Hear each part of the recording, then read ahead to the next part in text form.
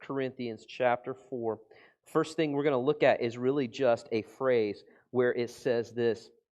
This then is how you ought to regard us. He's meaning as leaders. So we've had the build-up. You've had some struggle. You've been misguided. You're with this leader against this leader. He ended last week by saying, hey, Apollos is nothing. Paul is nothing. So then in light of that, this is the way you should view leaders. And the first thing he's going to hit us with is for leaders to need to be humble. He says, we're servants. This is how you should view us. This is how you should see your leaders. And by the way, leader, this is how you should see yourself. He says, we are servants.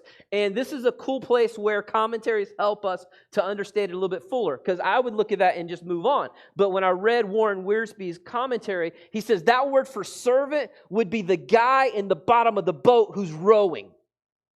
He doesn't own the boat. He's not the captain of the boat. He doesn't get to make decisions. He's rowing. And that's how leaders should view themselves. In other words, we should be humble. Leadership is not about me. I love working with new leaders that get all excited. I'm a leader now. I get to be in charge. No, you're a leader now. You get to serve. And when we view it in the right context, that doesn't take away authority. We're going to talk about that in a little while.